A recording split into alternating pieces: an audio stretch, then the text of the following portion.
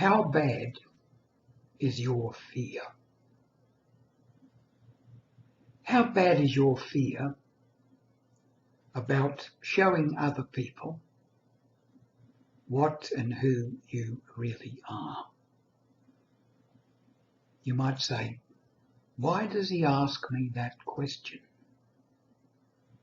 Put yourself in the following scenario. Someone comes up to you that you have to take notice of. It might be your boss. And that person says to you, day after tomorrow, you're going to have to give a presentation to 200 people. You can talk about any subject you like, but you're going to have to speak to them. You cannot get out of it. There's no way you can get out of it. And it'll be the day after tomorrow. How would you feel about that? Many people would be terrified. Why? Because as so many of us know, public speaking or speaking to an audience is one of the most prevalent fears in the world.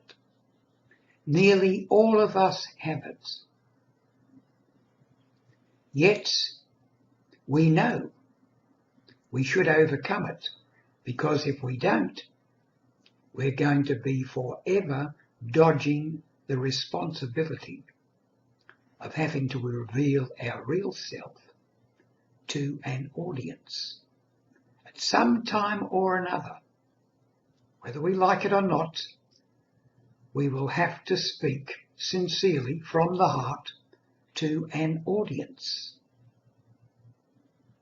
Of course, we can spend most of our life dodging it, and perhaps if we're lucky, we will never have to do it if we feel ourselves to be lucky.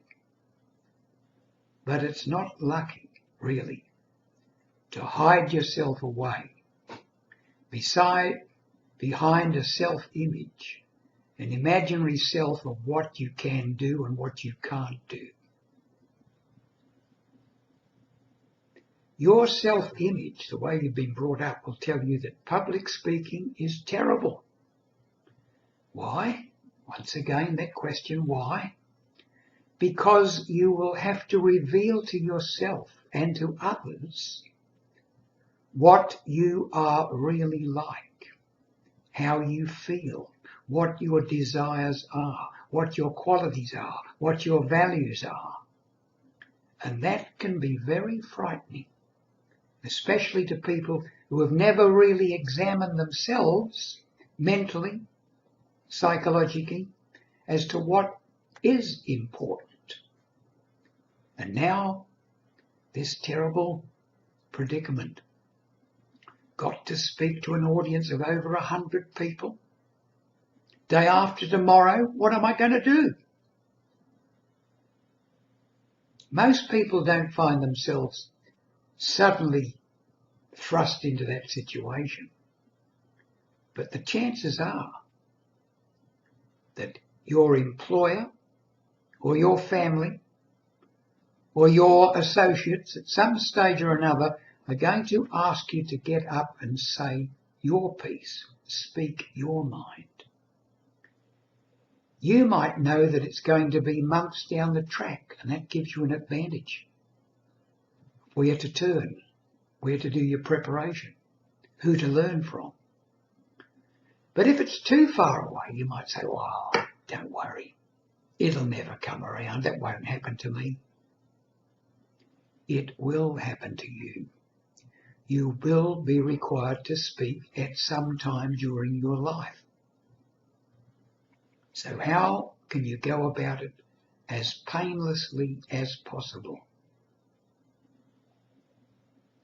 Join a Toastmasters club. Join Toastmasters International. It has taught somewhere between 4 and 5 million people how to overcome the initial nervousness of speaking to an audience. And in Toastmasters International, you can find them on the web.